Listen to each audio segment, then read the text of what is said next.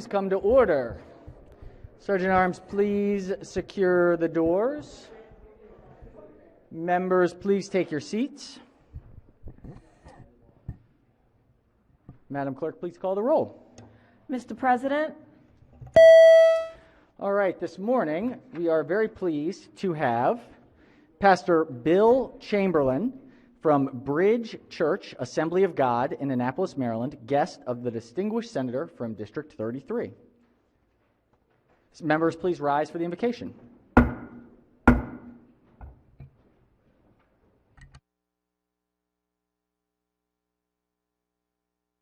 Thank you. I am grateful and humbled by this invitation from our state senators for an opportunity again this year to open this session with prayer by asking the Lord for his help and protection. I'd like to read just a few lines from probably my favorite psalm. It's words I've been reading and praying this year with such challenges that we have. And I'd like to just share just a few lines with you, asking for God's comfort today. It's Psalms 91. First few verses say this: "Those who live in the shelter of the Most High will find rest in the shadow of the Almighty. This I declare about the Lord. He alone is my refuge, my place of safety. He is my God, and I trust him. For he will rescue you from every trap and protect you from deadly disease." What a prayer for today. Let us pray. Lord, I lift up our senators, asking that this year would be a year of experiencing your presence like never before, a tangible expression of your protection and care for all those in this room, as well as the people that they represent.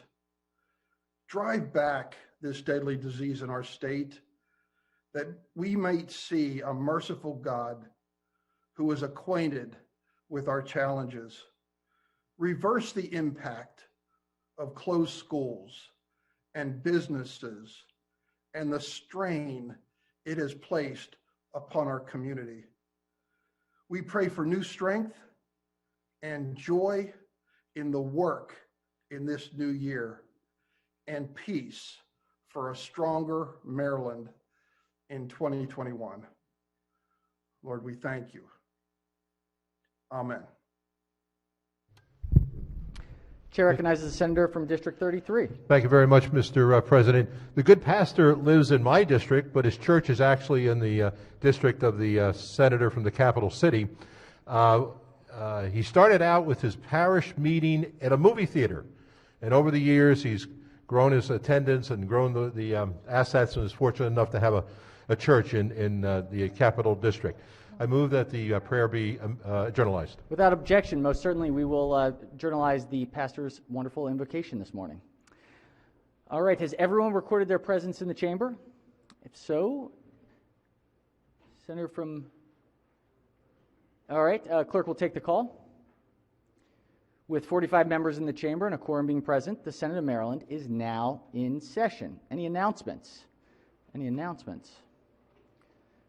Doesn't appear so. Senators, on your desk, you should have a copy of the revised calendar of floor sessions. Please note the important line that it is subject to change, as is everything in the 2021 session. But the most significant change is that you will see that Fridays do not have a 3 to 5 p.m. session. Based on experience so far, it looks like we've been able to kind of get our work done thus far on the floor in an efficient manner, so we can hold off on those second Friday sessions. And you'll see starting the week of the 8th, we will have a Wednesday floor session. Testing will still remain Tuesday and Friday, but we will be adding a Wednesday floor session. So just want to update your calendars. Now, there may be committee work on Friday afternoons instead, so don't totally clear your books.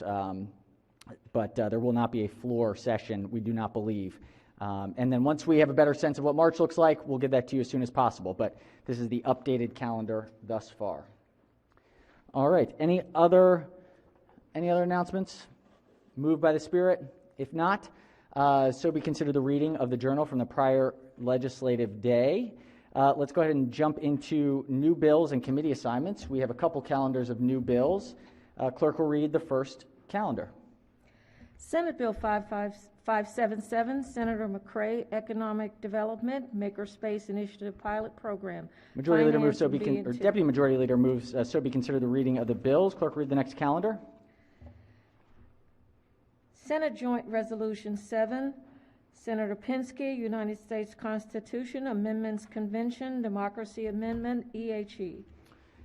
Next, we have the introduction of Senate Bond Initiatives number 4. Clerk will read the calendar, and then we will ask the Chair of the Capital Committee to give us a bit of an update on bond initiatives. Clerk will read the calendar. Introductory Senate Bond Initiatives number 4. Senator Washington, Woodbourne Center, B&T. Deputy Majority Leader moves, so be considered the reading of the calendar. Chair recognizes the Chair of the Capital Committee. Thank you, Mr. President. I wanted to give you some updates on some rules that we have changed in accordance with the House on LBIs. We don't say bond bills anymore, we say local bond initiatives. First of all, there will be only one form required, your fact sheet. That's it. All you need to do is send in your fact sheet. We don't need letters from the county. We don't need anything else. We just need your fact sheet. So your fact sheet is your testimony. Second, we will not hold any hearings. There will be no hearings on LBIs. Third, there will be no matching grant requirements. I'm building to a crescendo here, it looks like. Next, unfortunately, the governor hasn't set aside any money for LBIs, so it will be up to this body and the House to set aside money. The Senate guarantee date is February 8th. It's February 8th, okay? So we have a few in, but we need to get a lot more in very quickly. Let's see, other than that, we've only got a couple days here where we've got to get it turned around. So please, I'm asking you, for staff's sake, in order to get this out and not have to go to rules, we really need your help to get these LBIs in. So again, fact sheet, no matching grant, and we need to get it in as soon as possible. And no testimony, okay? Thank you, Mr. President. I appreciate the time. Thank you very much, Mr. Chair of the Capital Committee. We do want to thank the Capital Committee and the work that's been done over the interim to really think through this process given the pandemic. There was a lot of thought put into how can we make this as painless as possible. So very, very much appreciate the dedicated work of our Chair of the Capital Committee. All right, that does it for legislative bond initiatives. We have a couple announcements. First one is a reassignment. The clerk will read the announcement. In accordance with Rule 33D, the following legislation has been reassigned as indicated below.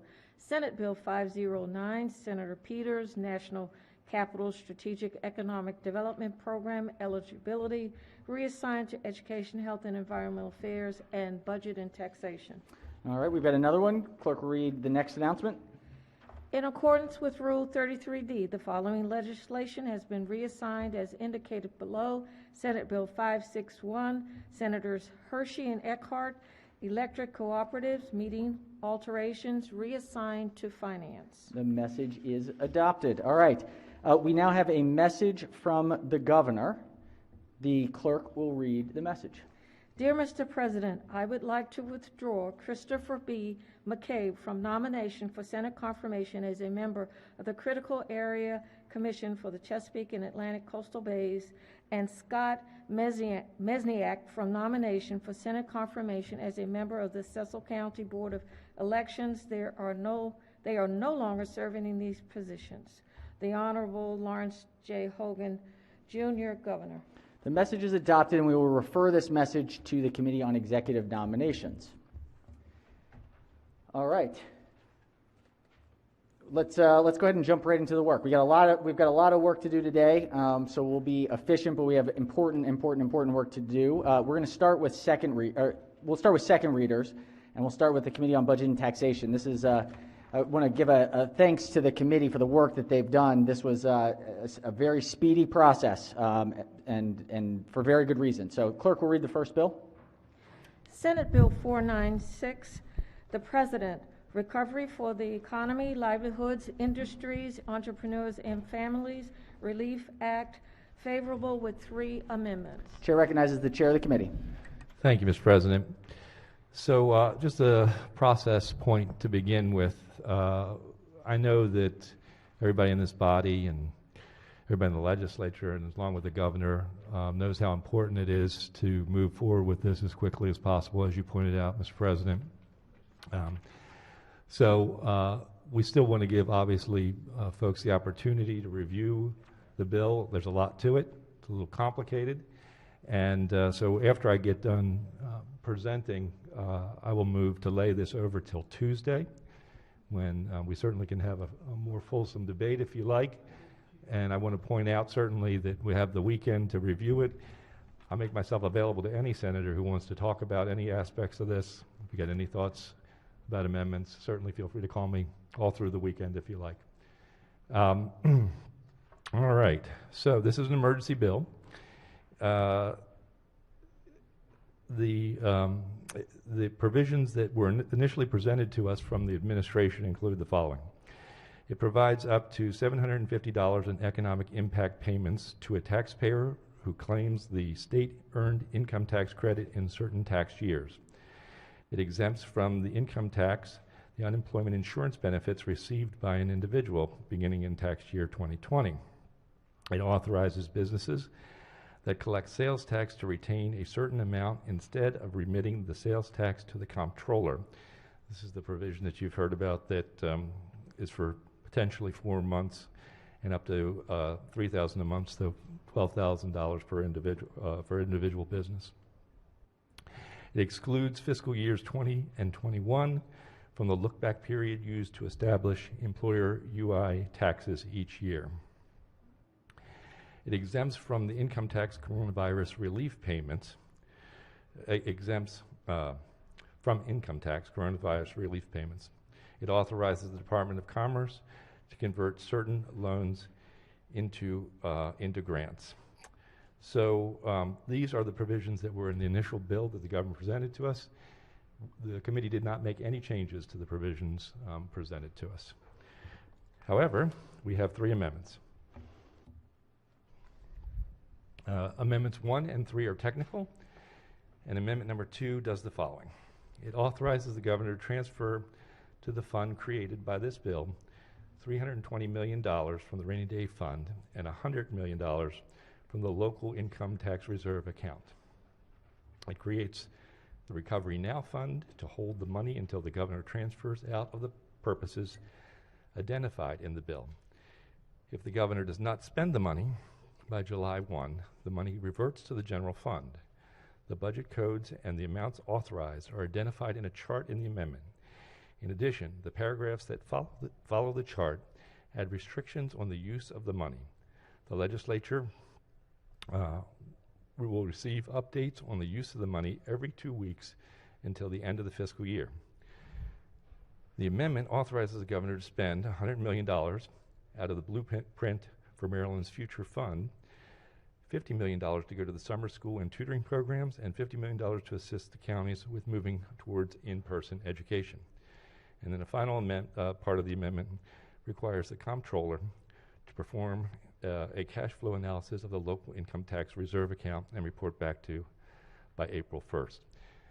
So that essentially, that whole portion talks about what the committee did in terms of additional spending programs, much of which relates to some of the things the governor has done over the last year, supplements some of that work.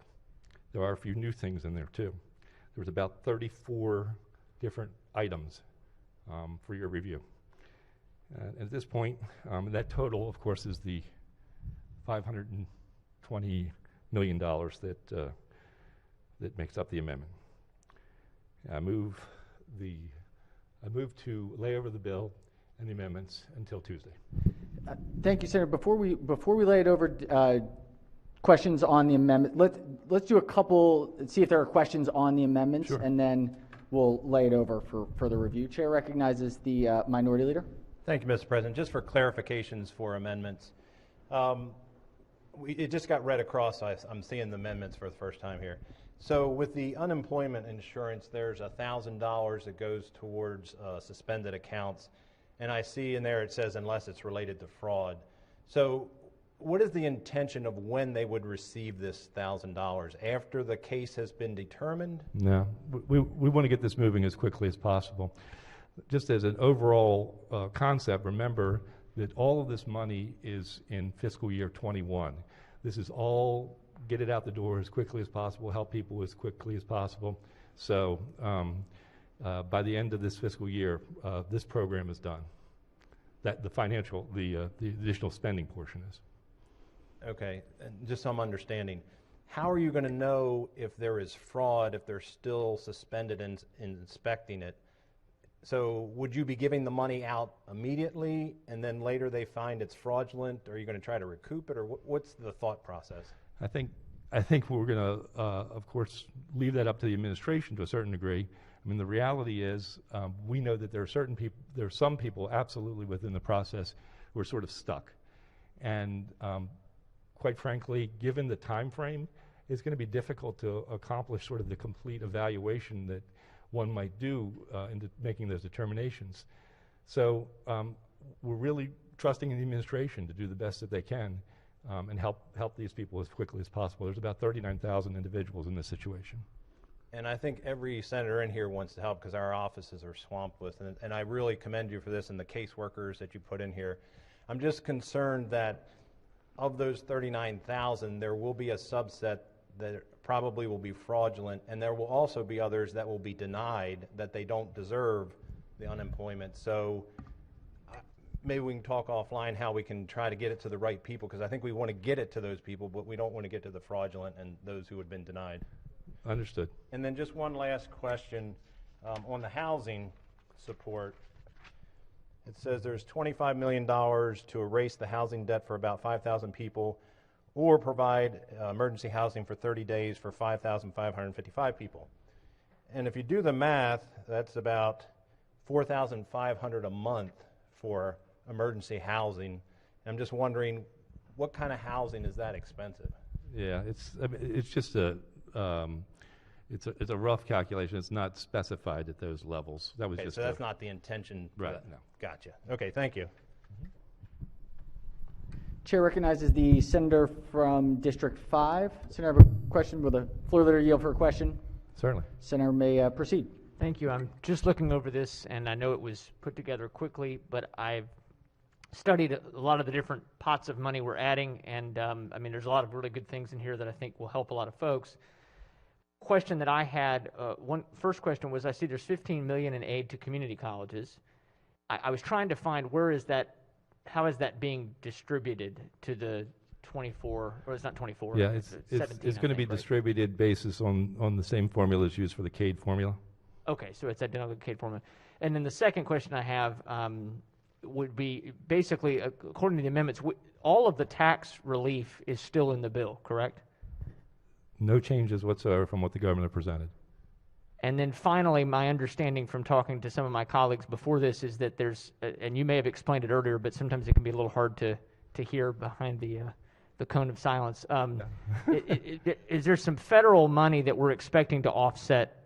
I think you did mention this, but if you could just talk about that again. There's some federal money we're expecting to offset to help us get the rainy day fund back to where it needs to be. Yes. Statutorily. Yeah. So the good news is that the Biden administration, and this is outside of the federal stimulus plan that would be required, that is on the table, I guess, if you will, in Washington. So it's outside of that. This is within his realm. He has the ability to extend the length of time that we can use the extended match program under Medicaid. And effectively, it lets us, when normally a match was 50-50, state and federal, they're actually picking up another 6%, essentially. That amount certainly, that may not sound like a lot, but in the Medicaid budget, it's a fair amount of money. It's well over $300 million. So we're using about 170 of that. We're proposing to backfill for the rainy day fund money that we're. And finally, my colleague, the minority leader, asked about the rental part, the housing supports. That $25 million, correct me if I'm wrong, because one of the concerns I've had with everything we're doing to support renters is that we remember the people that also are renting the properties out, and I think they sometimes get lost in the shuffle, particularly the small, the local people. So does this typically, like Carroll County has a program that money goes into that, and the landlords get paid. Landlords or people who have the properties, the money goes to them to pay the bills of the tenant that needs help. Is that basically what this is going to be? We're using the governor's program on this and how So it's the same. how they've distributed. I mean, this is not the first time this kind of money has been used for that purpose. Sure. And then there's also, just as a point, because I said some members have raised the point, well, $25 million doesn't sound like very much in the scheme of things. And the reality is that in the latest stimulus package that came down, there's over $402 million that's coming to the state of Maryland. So this is really to add to and help out with already coming from the federal government. Okay. Thank you very much for the answers. And Mr. President, a lot of us in the chamber worry about fiscal responsibility, and I do have a concern about that, but at the same time trying to figure out how we're balancing all of this for the future and setting aside times to help people in emergencies. So I appreciate the answers to the question. Thank you. Thank you, Senator. Chair recognizes the senator from the 42nd District. Thank you, Mr. President. Mr. Floor Leader, you just mentioned the $402 million. In the Judicial Proceedings Committee, we've heard that adverted to several times. And recently we heard that the thought is that money may be out and in people's pockets by early March. Is either the governor's bill or the amendments, do either of them cover the $402 million, or is that a separate pot of money? How's that going to be handled? So that money has yet to be reflected. The entire, I'll call it the skinny stimulus plan that passed the House, not the first CARES plan, but the one that just passed, I guess it was December. That whole plan has not yet been integrated into the governor's budget. The thing that I think I want to say about where we are and what's going to be happening over the next couple of months is that there are a lot of moving pieces. And we anticipate there will be budget amendments, there will be supplemental budgets, there'll be money flowing in and out throughout the next several months to ensure that we get the best use of the federal funds. And I know we're going to work very cooperatively with the governor's people to make that happen, and not only to get this money out the door, but to get other monies that are coming in out the door as quickly as possible. But right now, it is not in the current budget that the governor presented. Great. Thank you for that answer. All right, further discussion before we lay the bill over? It doesn't appear so the bill and the amendments will lay over under the rule. Senators, remember, please take a look at this over the weekend. Some excellent clarifying questions today. If there are additional things that pop up over the weekend that need clarity, the Chair of Budget and Taxes has certainly expressed his willingness to talk through all of them. If there are some changes, please, we want to make sure that everybody has a chance to look through this fully. It is an important bill, but we do want to get it moving as quickly as possible. And I thank the Budget and Tax Committee for working so quickly on this. We know people are struggling. All right, let's jump into our next set of second readers. We have a report from the Committee on Education, Health, and Environmental Affairs. This is report number 3. Clerk will read the first bill. Senate Bill 116, Senator Kagan, Department of the Environment, Office of Recycling Market Development. Favorable with one amendment. Chair recognizes the Vice Chair of the Committee as the floor leader. Thank you, Mr. President. We all know that China has refused to take Americans' recycling, and that therefore the burden on figuring out how to responsibly dispose of them in a fiscally responsible way has been a big challenge. This bill, which passed unanimously in the House last year, simply requires multiple departments to work together to not just be open for business in Maryland, but open for recycling business. Creates jobs, creates markets, and will encourage recycling right here in Maryland. There is one committee amendment, and that is simply to add a co-sponsor. Move the bill, the favorable report as amended, Mr. President. Floor Leader moves for the adoption of the favorable committee report and the one amendment. First is the amendment. Questions on the amendment? Any discussion? If not, all in favor of the amendment say aye. Opposed, nay. The ayes have it. The amendment is adopted. Question now is on the favorable report as amended. Any discussion? If not, all in favor of the report say aye. Opposed, nay. The ayes have it. The favorable committee report as amended is adopted. Are there any further amendments to the bill or its title? Seeing none, Senate Bill 116 is hereby ordered printed for third reader. Clerk will read the next bill. Senate Bill 200, Senator Young, Natural Resources Organized Killing Contest Restriction, favorable with one amendment. Chair recognizes Senator from Anne Arundel as the floor leader. Thank you. Senate Bill 200 prohibits a person from sponsoring, conducting, or participating in a contest organized in Maryland that has the objective of killing a coyote, fox, or raccoon for prizes or monetary rewards.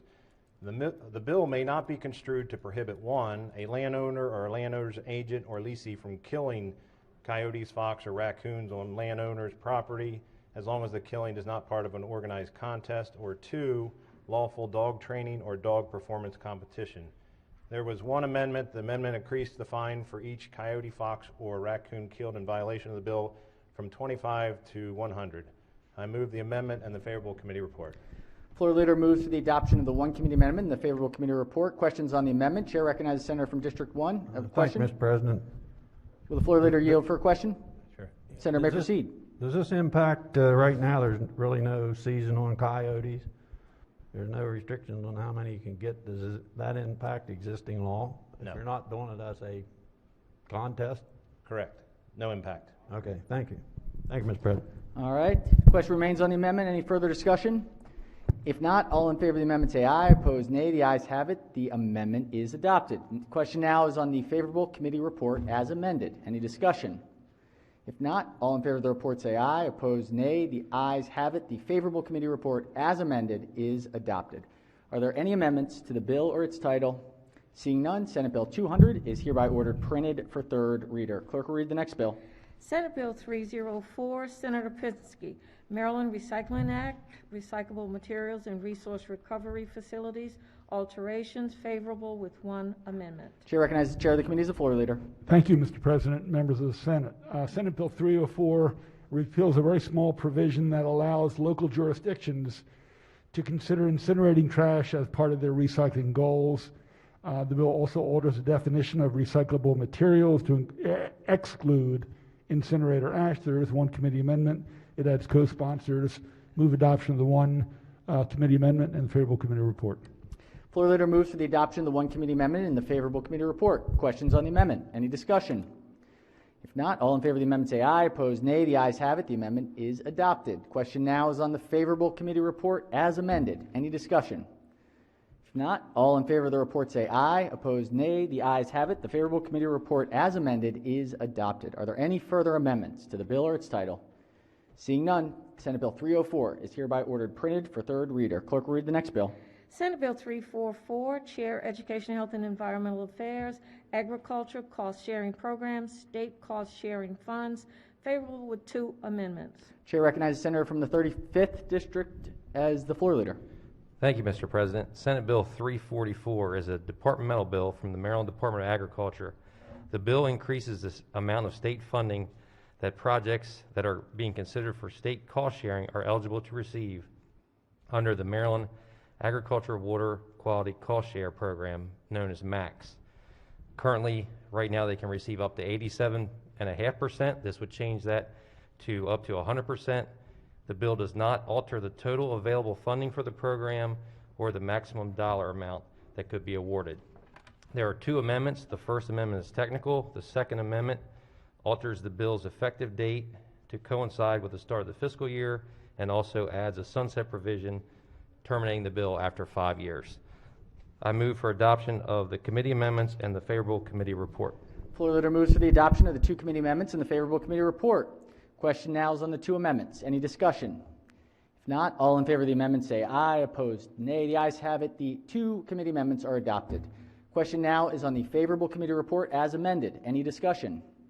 If not, all in favor of the report say aye. Opposed, nay. The ayes have it. The favorable committee report as amended is adopted. Are there any further amendments to the bill or its title?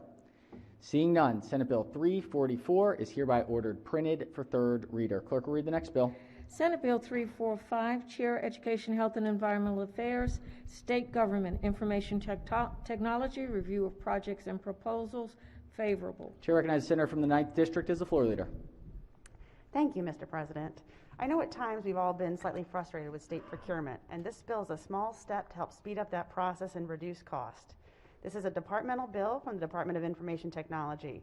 The bill increases from $100,000 to $200,000, the dollar value threshold of a resource sharing agreement or similar agreement that requires approval from the Board of Public Works.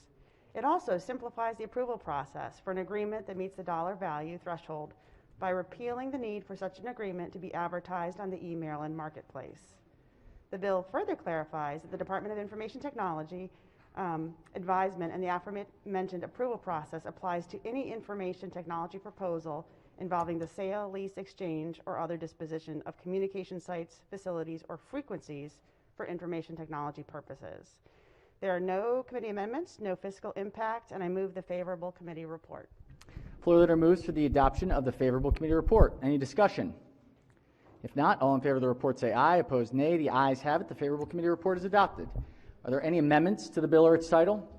Seeing none, Senate Bill 345 is hereby ordered printed for 3rd reader. Clerk will read the next bill. Senate Bill 348, Chair, Education, Health, and Environmental Affairs, State Government, Information Technology, Cybersecurity, favorable with 1 amendment. Chair recognizes the senator from the 9th District as the floor leader. Thank you, Mr. President. In cybersecurity, the question is often not if, but when there will be an attack. A consistent strategy is of the utmost importance for cybersecurity preparedness. This bill codifies a 2019 executive order which established the Maryland Cyber Defense Initiative. By April 1st, 2022, each agency and unit of the executive branch must report to the governor on the information technology systems it uses, the data it stores, cloud or statistical analysis system solutions it uses, and the vendor interconnections in place. Additionally, by December 1st of each year, each unit of the legislative and judicial branches of state government that use the state-operated local access transport area broadband network must certify to the Department of Information Technology that it is in compliance with the department's minimum cybersecurity standards. There's one amendment. It adds the Secretary of Disabilities or their designee as a member of the Maryland Cybersecurity Coordinating Council. There is no fiscal impact.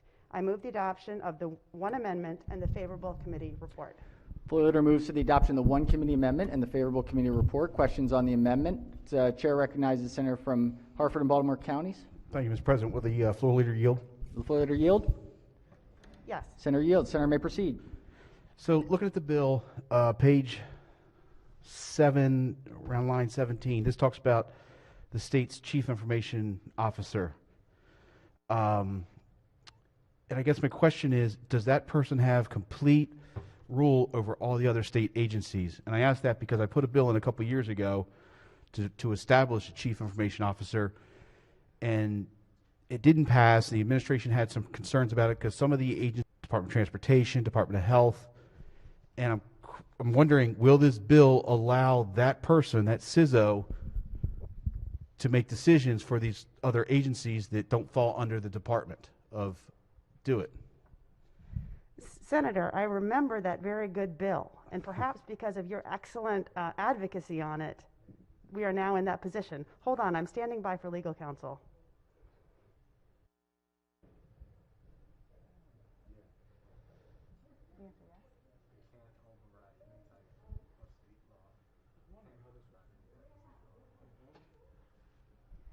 They cannot override any type of state law.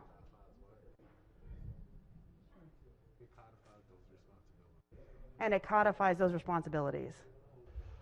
Okay, can we just special order this till next Tuesday, just so, and the reason is, one of the concerns some of the agencies had was DeWitt might not understand why this particular agency has this system. It could be a federally operated system, and I just want to talk to somebody that I know in the department, some of these departments, to make sure that there's not going to be any issues with that, or maybe even an amendment to strengthen it, because I do think that we have to have this. I do support the bill in concept. I think it's a great bill.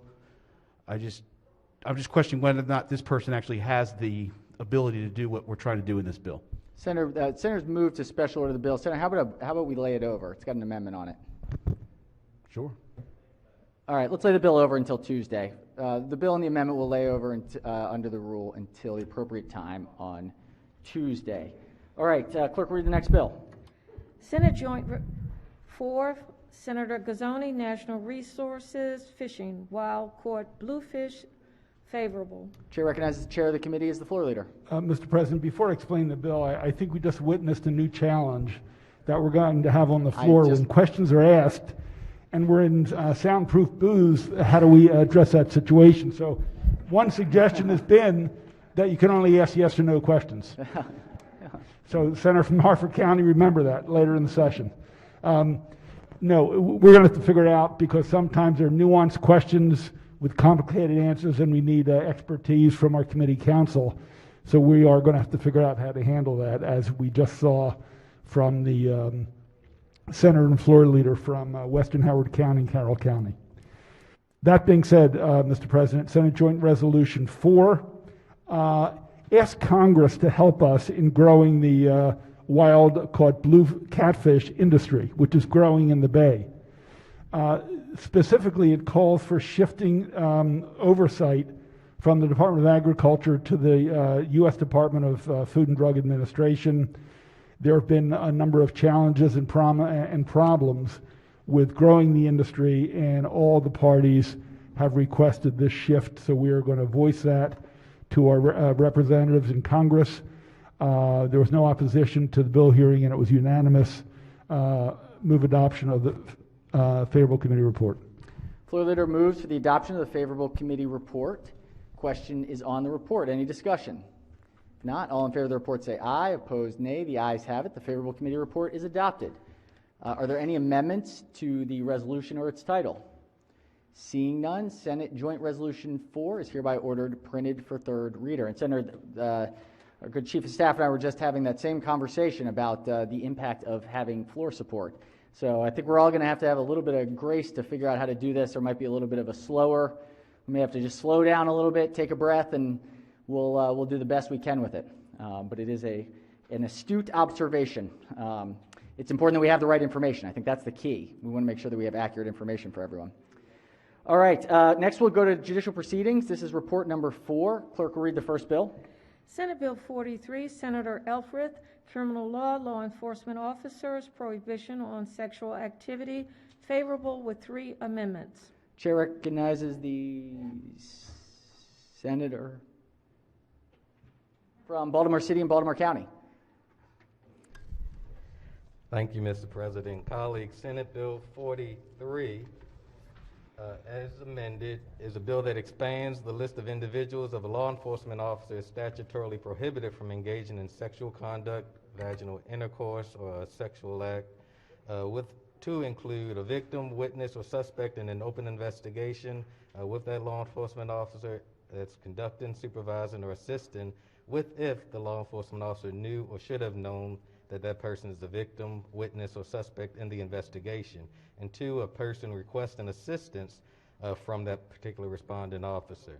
These additional prohibitions do not. 3 committee amendments. Amendment 1 was technical. Amendment number 2 alters the prohibition under this bill, and amendment number 3 alters the exception under the bill. Mr. President, I move adoption of the amendments in the favorable committee report. Floor leader moves for the adoption of the 3 committee amendments and the favorable committee report. Question first is on the amendments. Any discussion? If not, all in favor of the amendment say aye. Opposed, nay. The ayes have it. The 3 committee amendments are adopted. Question now is on the adoption of the favorable committee report as amended. Any discussion? If not, all in favor of the report say aye. Opposed, nay. The ayes have it. The favorable committee report as amended is adopted. Are there any further amendments to the bill or its title? Seeing none, Senate Bill 43 is hereby ordered printed for third reader. Clerk will read the next bill. Senate Bill 159, Senator Wallstreicher, Criminal Law, Humane Society, and Animal Control Officers, Education and Training Requirements, favorable with 3 amendments. Chair recognizes the Vice Chair of the committee as the floor leader. Thank you, Mr. President. As amended, this bill requires a new officer of a humane society or animal control to satisfactorily complete at least 80 hours of training for animal care and control professionals that is approved by the appropriate unit of a county or municipality within the first 12 months of employment. The bill also requires an officer of a humane society or animal control to complete at least 6 hours of continuing education. There are 3 amendments. Amendment number 1 makes technical changes. Amendment number 2 moves provisions of this bill to the local government article, and amendment number 3 adds specific training topics to be covered. Mr. President, I move the committee report and the 3 amendments. Floor leader moves for the adoption of the 3 committee amendments and the favorable committee report. Question first is on the amendments. Any discussion? If not, all in favor of the amendment say aye. Opposed, nay. The ayes have it. The 3 committee amendments are adopted. Question now is on the favorable committee report as amended. Any discussion?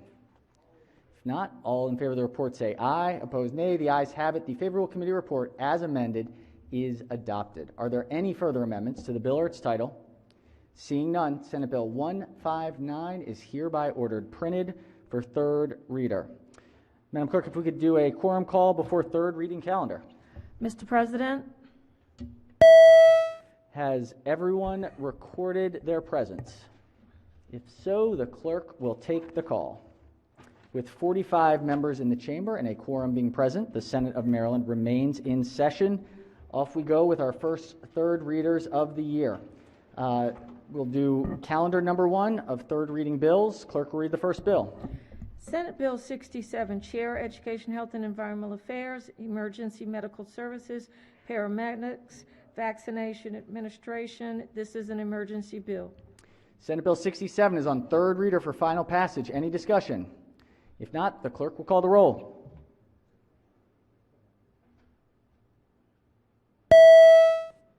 Has everyone recorded their vote? Anyone wish to change their vote? Explain their vote?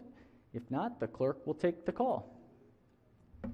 With 44 votes in the affirmative, Senate Bill 67, having received a constitutional majority, is declared passed as an emergency bill. Clerk will read the next bill. Senate Bill 86, Chair, Finance Committee, Correctional Education, Changes to Mandatory Education. Senate Bill 86 is on third reader for final passage. Any discussion? If not, the clerk will call the roll. Has everyone recorded their vote? Anyone wish to change their vote, explain their vote? If not, the clerk will take the call. With 45 votes in the affirmative, Senate Bill 86, having received a constitutional majority, is declared passed. Clerk will read the next bill. Senate Bill 106, Chair, Finance, Licensing, Good Standing with the State Department of Assessments and Taxation Requirement. Senate Bill 106 is on third reader for final passage. Any discussion? If not, the clerk will call the roll. Mr. President, has everyone recorded their vote? Anyone wish to change their vote, explain their vote? If not, the clerk will take the call. With 45 votes in the affirmative, Senate Bill 106, having received a constitutional majority, is declared passed. Clerk will read the next bill. Senate Bill 109, Chair, Judicial Proceedings Committee, Secretary of State, Address Confidentiality Programs, Merger of Programs, and Expanded Participant Eligibility.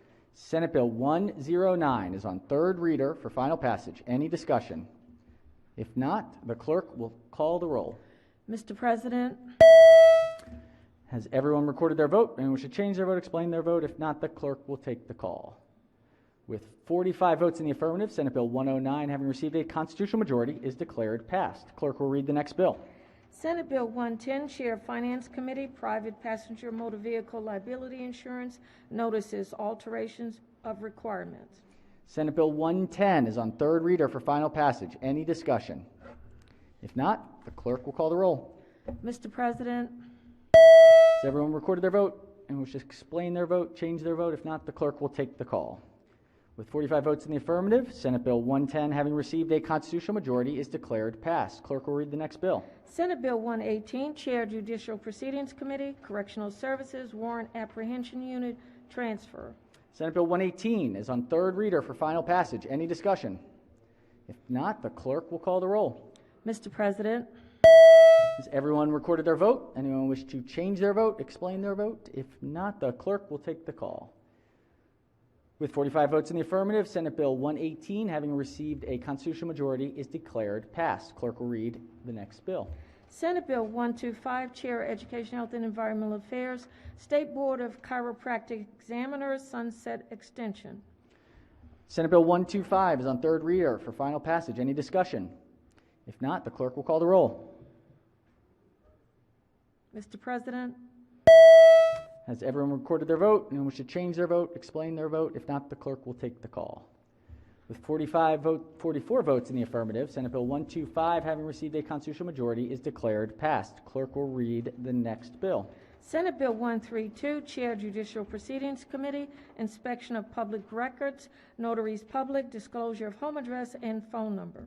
Senate Bill 132 is on third reader for final passage. Any discussion? If not, the clerk will call the roll. Oh, excuse me, pardon me. Chair recognizes the senator from the 34th District.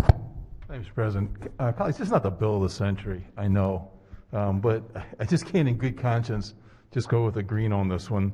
I have great pride in what we do here, and I think we all work very hard, and we ought to debate bills that actually have a purpose. And the challenge I have with this one is they gave no reason to make a change in the law. Under the current law, folks, people who want to be a notary, you register with the secretary, and if somebody wants to find out something about the document you notarize, they just go to the secretary and make a request for records, and the records would show your name, your business address, your home address. That's about it. You got to make a written request to the secretary, though. It's not listed on the website. It's not publicized. You have to make a request. Well, who would make such a request? Well, notaries notarize all kind of documents and records, and often years after that's signed, people want to look at the record. They want to say, "Hey, was this really signed?" I want to talk to the notary and find out if somebody can get a hold of their stamp and stamp this, and this thing looks a little bit fishy. This deed, this whatever it is, and so under this bill, rather than me just going to the secretary and say, "Hey, here's my written request. I want to see this information," I'm going to have to go to the secretary and say, "Hey, I've got a good and substantial reason for asking for this home address," and then it's in the secretary's discretion.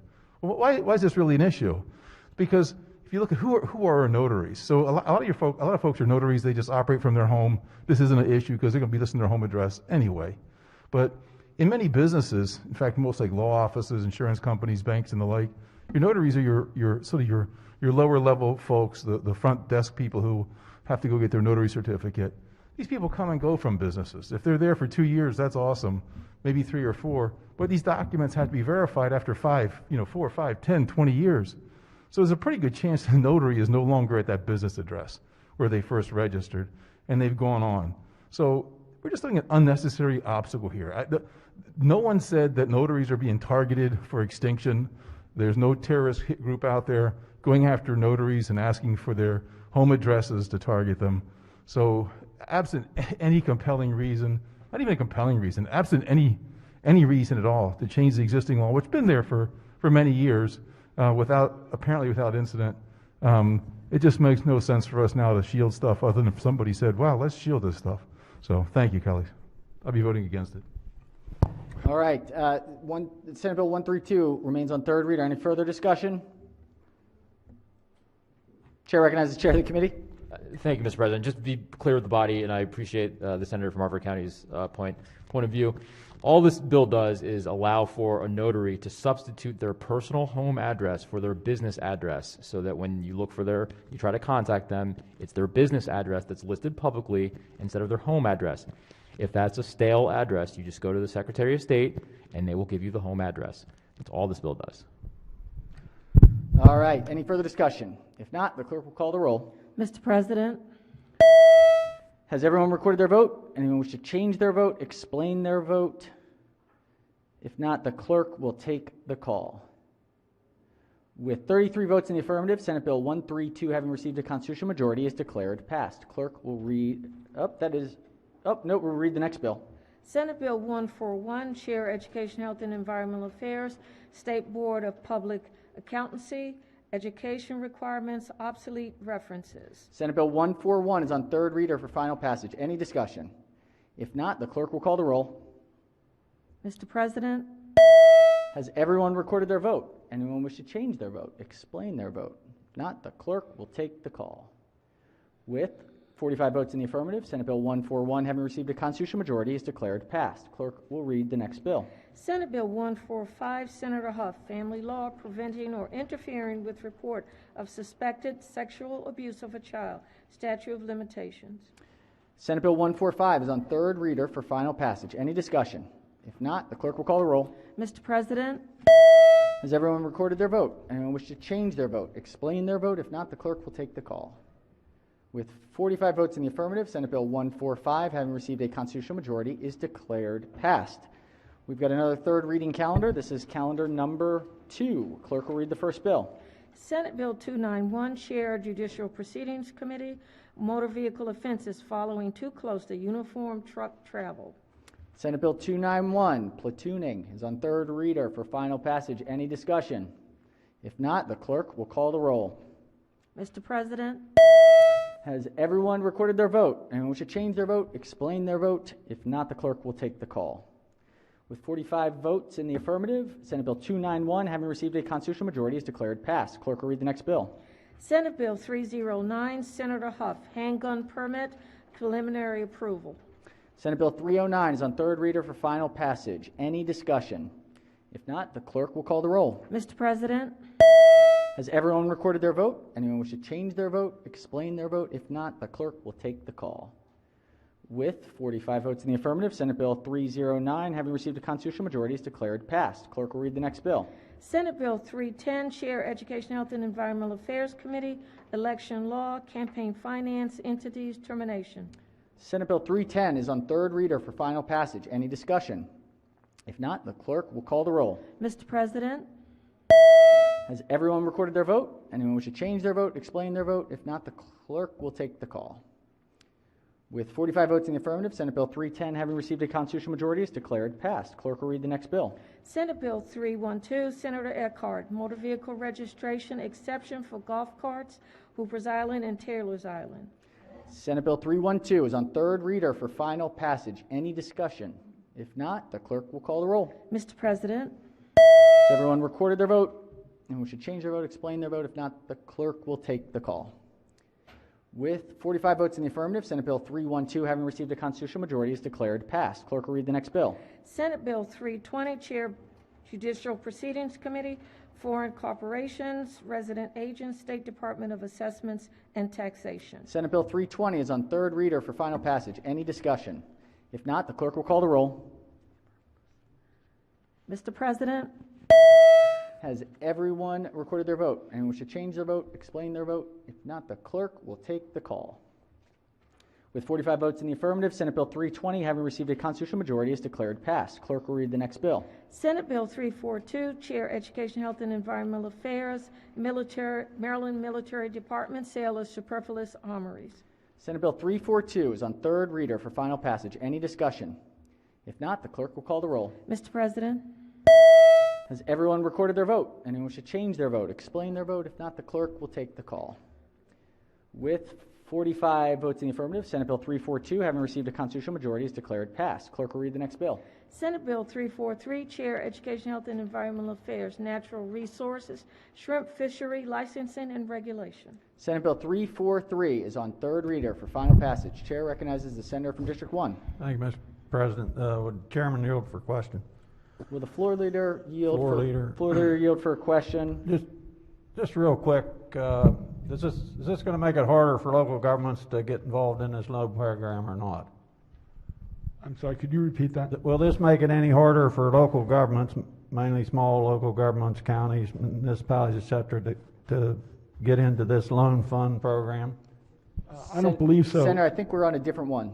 This is the I'm sorry. shrimp fisheries. Maybe there's some shrimp in that water, but I'll wait till that one comes up. Not many shrimp This in the is a in the very mountains. small bill, Senator. It's some mountain shrimp. I think they call that muskrat. No. It's Friday. Good senator from the Middle Eastern Shore. All right, the Senate Bill 343 is on third reader. Any discussion? If not, the clerk will call the roll. Mr. President, Has everyone recorded their vote? Anyone wish to change their vote? Explain their vote. If not, the clerk will take the call. With 45 votes in the affirmative, Senate Bill 343, having received a constitutional majority, is declared passed. Clerk will read the next bill. Senate Bill 349, Chair, Education, Health, and Environmental Affairs, Environment, Drinking Water, Revolving Loan Fund, Use of Funds. Senate Bill 349 is on third reader. Chair recognizes Senator from District 1.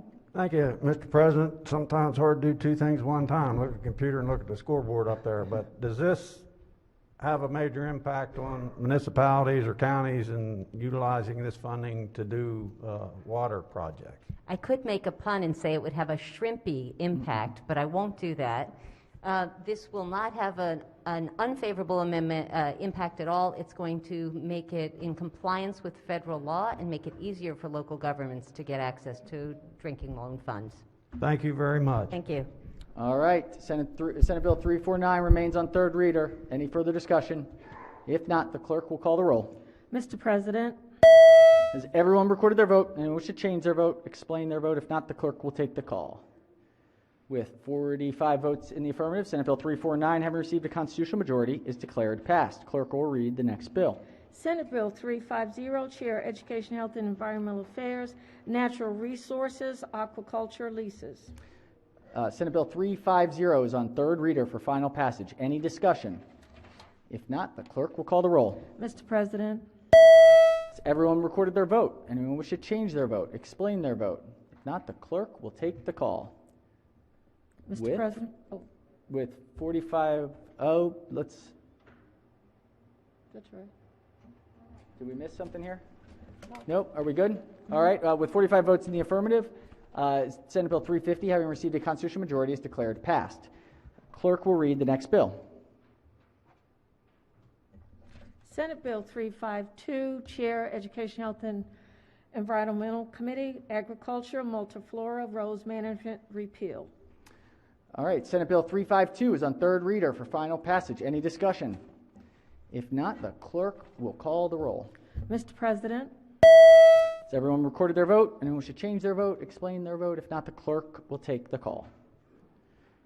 With 45 votes in the affirmative, Senate Bill 352, having received a constitutional majority, is declared passed. We have another third reading calendar. Clerk will read the first bill. Senate Bill 156, Senator Kramer, Public Safety, Law Enforcement, Veterinarian Care of Retired Law Enforcement, K-9s Act. Senate Bill 156 is on third reader for final passage. Any discussion? If not, the clerk will call the roll. Mr. President, Has everyone recorded their vote? Anyone wish to change their vote? Explain their vote. If not, the clerk will take the call.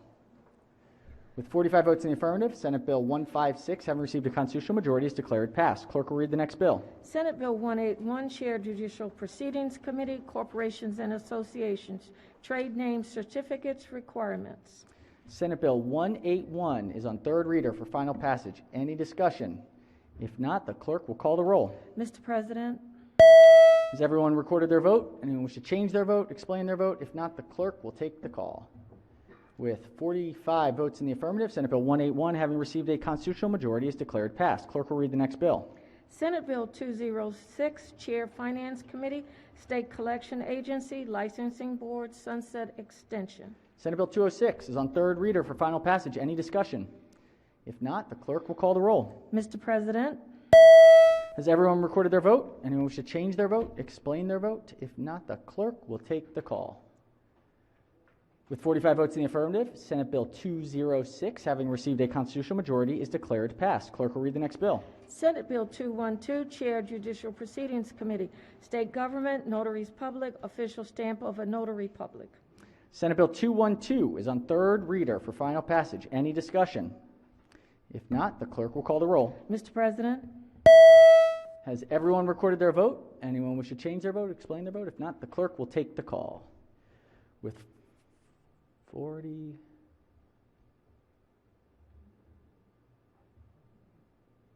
With 45 votes in the affirmative, Senate Bill 212, having received a constitutional majority, is declared passed. Clerk will read the next bill. Senate Bill 222, Chair Judicial Proceedings Committee, Juveniles Charged as Adults, Study and Confinement. Senate Bill 222 is on third reader for final passage. Any discussion? If not, the clerk will call the roll. Mr. President, Has everyone recorded their vote? Anyone wish to change their vote, explain their vote? If not, the clerk will take the call. With 45 votes in the affirmative, Senate Bill 222, having received a constitutional majority, is declared passed. Clerk will read the next bill. Senate Bill 247, Chair Education, Health and Environmental Affairs, State Board of Podiatric Medical Examiners, Sunset Extension. Senate Bill 247 is on third reader for final passage. Any discussion? If not, the clerk will call the roll. Mr. President, Has everyone recorded their vote? Anyone wish to change their vote, explain their vote? If not, the clerk will take the call.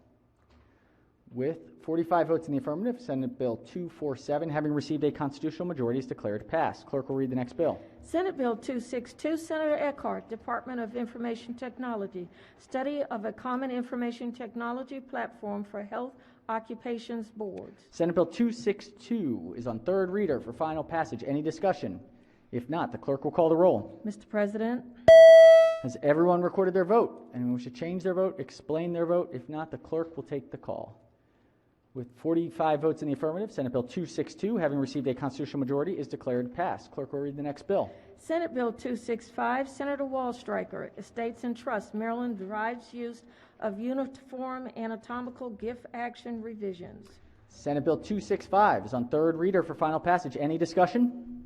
If not, the clerk will call the roll. Mr. President, Has everyone recorded their vote? Anyone wish to change their vote, explain their vote? If not, the clerk will take the call. With 44 votes in the affirmative, Senate Bill 265, having received a constitutional majority, is declared passed. Clerk will read the next bill. Senate Bill 267, Chair Judicial Proceedings Committee, Family Law, Investigation of Suspected Child Abuse and Neglect, Preliminary Report to State's Attorney. Senate Bill 267 is on third reader for final passage. Any discussion? If not, the clerk will call the roll. Mr. President, Has everyone recorded their vote? Anyone wish to change their vote, explain their vote? If not, the clerk will take the call. With 42 votes in the affirmative, Senate Bill 267, having received a constitutional majority, is declared passed. Clerk will read the next bill. Senate Bill 281, Chair Finance Committee, Office of the Commissioner of Financial Regulations, Sunset Extension. Senate Bill 281 is on third reader for final passage. Any discussion? If not, the clerk will call the roll. Mr. President, Has everyone recorded their vote? Anyone wish to change their vote, explain their vote? If not, the clerk will take the call. With 45 votes in the affirmative, Senate Bill 281, having received a constitutional majority, is declared passed. Senators, that is 30 bills that the Senate has sent to the House. 30 bills. This is the power of the Senate in action right here. So we look forward to the House taking them up. We've got one last piece of business to do, and it is a special order calendar. This is special order calendar number 4. The clerk will read the bill. Senate Bill 208, Senator Huff, Vehicle Laws, Manufacturers and Dealers, Prices listed on dealer websites. Senate Bill 208, questions on the favorable report. Chair recognizes the senator from District 8. Yes, thank you, Mr. President. Would the maker of the bill yield, please? Will the floor leader, the sponsor of the bill yield? Senator may proceed. I'm just wondering if you have talked to any dealers. I had a couple of dealers call me, and that's what this is all about, the dealers versus the manufacturers. And I don't know if anyone else in the Senate has heard. Do you know what's going on with them? With the dealers? Yes. I can tell you who came in and testified. I can't speak to everyone's individual dealerships in their district. We had the Attorney General come in and testify. We had only one dealership, which was Fitzgerald Auto Mall, testified in favor of it. Maryland Consumer Rights Coalition testified in favor of it. And then 2 representatives from the automobile manufacturers testified in opposition. Which automobile manufacturers were they?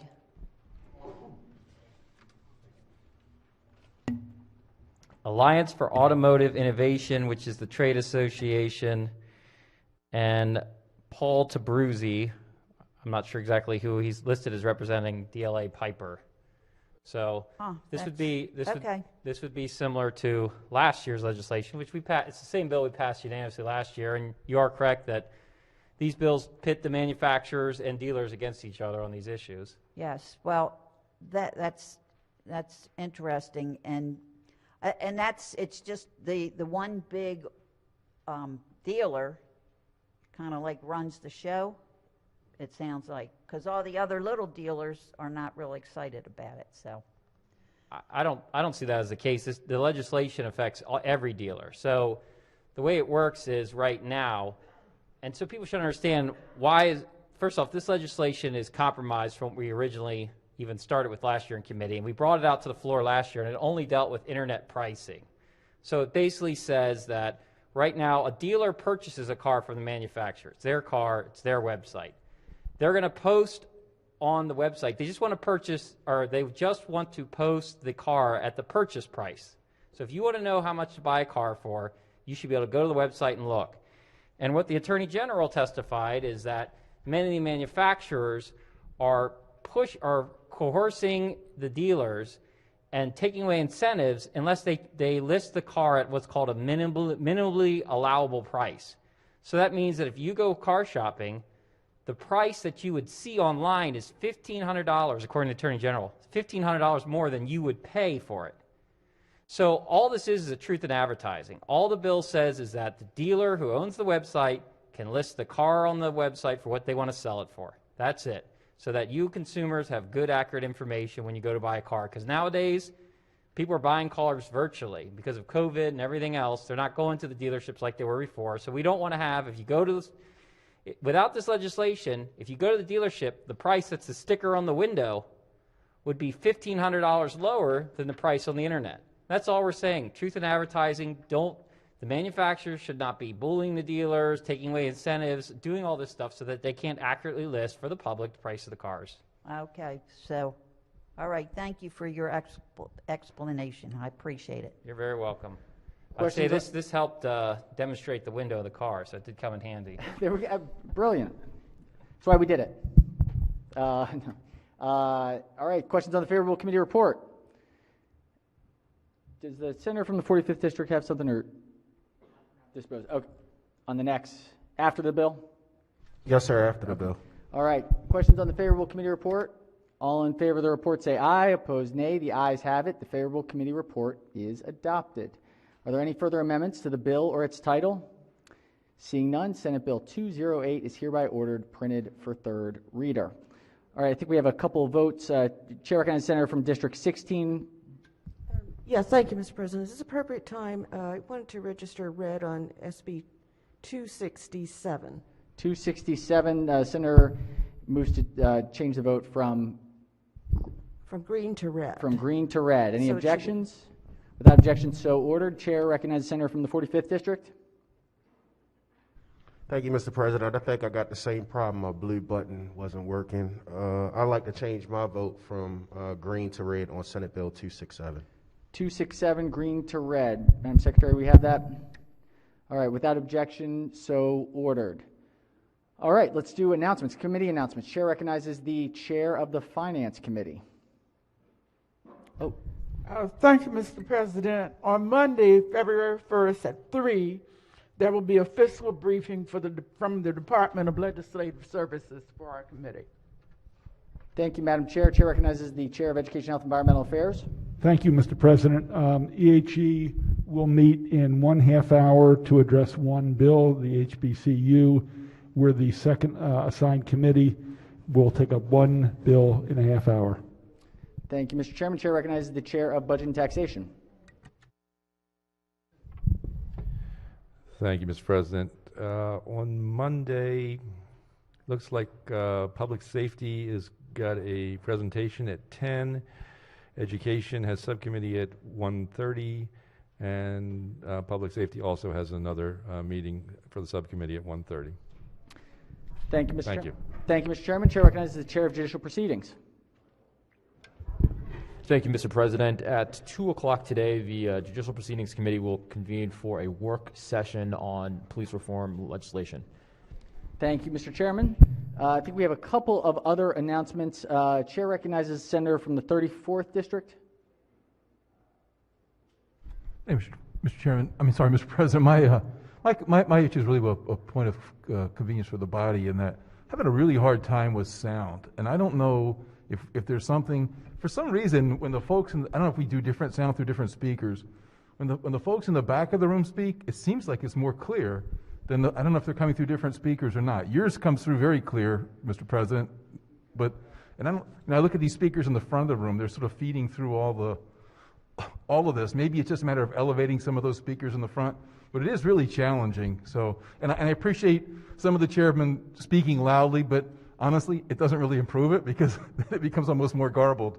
So just maybe there's something we can't do for that. Yeah, thank you, Senator. We will definitely look into it this thank weekend. You. Appreciate it, Mr. President. I think the other piece here too, or at least the observation from the chair, is that when the microphone is closer, I think the masks obviously restrict the sound, but I think when members are speaking closer, the microphone closer to their mouths, it is a little bit easier to hear, from my perspective at least. But we will definitely work on it this weekend and see what we can do. I don't know if we can get little mini mics, we'll see. We'll work on it this weekend. Chair recognizes the senator from Howard County, Chair of Budget and Tax. Senator, may proceed. Thank you, Mr. President. I missed one. The Education Subcommittee is also meeting at 1:30 today. Thank you, Senator. Chair recognizes the senator from the 17th District. Thank you, Mr. President, and I will speak loudly and proudly as the senator for Gaithersburg, and today the senator for Novavax. I'm sure you've all heard that the third company to have over 90% or about 90% effectiveness, the third company to have vaccines test at over 85% effectiveness, and it's located in Gaithersburg. There are currently 450 jobs worldwide, and 142 of them are within the city limits of Gaithersburg, and later this spring they are expanding in Gaithersburg and are expecting to have 400 new jobs in Gaithersburg. So very proud to represent the high-tech corridor, the city of Gaithersburg, as well as the city of Rockville, of course, and to support high-tech and biotech in the state of Maryland. Thank you, Mr. President. Thank you, Senator. That really is great news. Thank you for bringing that to our attention. Chair recognizes the senator from Frederick City. Thank you, Mr. President. Executive NUMS will be holding its first meeting at 5 o'clock this Monday. Please try to check in 10 to 15 minutes early. We only have 18 appointments on it, so it should be a rather quick meeting. Thank you, Senator. Thank you. All right. Any other delegation announcements or joint committees? It appears not. We do have a protocol, I believe. Chair recognizes the senator from the Middle Eastern Shore, co-chair of the Protocol Committee. Thank you very much, Mr. President. Ladies and gentlemen, this is going to be a little lengthy today, but it's an opportunity for us to bring greetings to our pages who are out there interacting with us virtually. So I am going to read the first half of the page's names and from where they hail, and then my colleague from Howard County will be doing the rest of that, our protocol co-chair. So first of all, and these are outstanding students from all over Maryland who have spent a lot of time with us this week, even though we don't have the opportunity to see them and sit next to them and interact with them personally. Hopefully many of them have already contacted you, but we will have another chance to bring them greetings later in the session. First of all, from Cecil County, Alyssa Bevan, District 35B, Rising Sun High. Brenna Bode, Charles County, District 28, Henry E. Lackey High School. Sean Burgess, Anne Arundel County, District 33, Broadneck High School. Haley Daniels, Washington County, District 2A, Smithsburg High School. Thomas Dymowski, Cecil County, District 35A, Rising Sun High School. Hannah Ezel, Harford County, District 7, Harford Technical High School. Harshik Garg, Montgomery County, District 17, Thomas S. Wooten High School. Alan Gutierrez, Montgomery County, District 14, Paint Branch High School. Ryan Holdgreave, Queen Anne's County High School, District 36, Amelia Jensen, Frederick County, District 4, Ligonor High School, and Su Yun Yong, Montgomery County, District 16, Winston Churchill High School. And I will pass it over. If you don't mind holding your applause till we get all of them, that would be really helpful. Thank you so much. They are wonderful students. We wish them well. And here's my colleague from the other side of the state. Thank you, Senator. Chair recognizes the other co-chair of the Protocol Committee, Senator from District 9. Thank you, Mr. President. I'll just complete the list of our next 10 wonderful pages. We have Diona Jones, Baltimore City, District 44A, from Edmondson West Side High School. Victor Lugo from Montgomery County, District 18, Albert Einstein High School. Jarrett Miller, Garrett County, District 1A, Southern Garrett High School. Adina Norwood, Prince George's County, District 28, Elizabeth Seton High School. Tenley Paylott, Wicomico County, District 38B, Parkside High School. Lucy Ramos, Calvert County, District 27C, Northern High School. Malachi Rice, Baltimore City, District 43, the Boys Latin School of Maryland. Noah Rich, Baltimore County, District 43, Towson High School. Lila Robinson, Talbot County, District 37B, St. Peter and Paul High School. And last but not least, William Swink, Allegheny County, District 1A, Fort Hill High School. And Colleagues, Senator, let's give them a round I think of number 13 as well. I missed one. Victor Lugo, Montgomery County, District 18. Oh, you may have an updated list. Mr. Nasser Lee may not have been with us this week. I'm so sorry. Excellent. Well, thank you. Let's look at these wonderful, wonderful pages who are watching this virtually. A big round of applause. It is not the same, but we know they are watching. We had the chance in our Baltimore City delegation this morning to have one of the pages join us and give us a few remarks, which was Mr. Malachi Rice. And so we are very, very proud of these wonderful students and honored to have them as a part of a virtual page program. All right, it looks like we have an announcement from the chair of the Baltimore City delegation, potentially. Senator from 45th District. Thank you, Mr. President. Just wanted to lift up that the Baltimore City delegation will be having a delegation briefing around housing Monday at 6 p.m.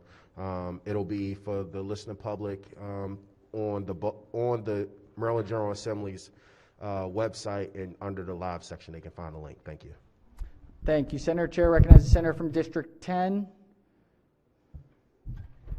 My question, Mr. President, is should the weather be really treacherous on Tuesday morning when we're supposed to get our COVID testing, are there alternative times that are being worked on? So we thank you, Senator. It's a great point. We know the Senator from District 1 will find a way to make it here. However, everyone else, we will put something up on the website as soon as possible, both about testing and session. Expect session to move forward. The question will be around testing, and we'll be coordinating with MDH to make sure that we can have that possible. So if something happens, please, the website, and we will be sending out messages to email. We will likely send out a text message blast as well if there is an emergency closure. All right. All right. Any further points of interest? Announcements? I do have one. Yes. Reminder, pick up your whitebacks and drop them as soon as please possible. There are 235 bills currently that have not yet been introduced that are in either the joint hearing room or in your office already. Remember that you can pick up bills anytime between 9 to 5 and drop them off in the Secretary's office between 9 to 5. So joint hearing room to pick them up, Secretary's office to drop them off. Please make sure that you get those moving along, and they'll be there today so that you have a little bit of weekend work. All right. I think that's the final announcement. If there is nothing further, Chair recognizes the Deputy Majority Leader. Oh, excuse me, Madam Deputy. Let's do a quorum call before adjournment. Mr. President? Has everyone recorded their presence? If If so, the clerk will take the call. With 45 members in the chamber and a quorum being present, the Senate of Maryland remains in session. Chair recognizes the Deputy Majority Leader. Thank you, Mr. Speaker. I move to adjourn to Tuesday, February the 2nd at 11 a.m., depending on the correspondence that you send to us. Thank you. Thank you. Tuesday at 11 a.m., barring good weather. Without objection, so ordered.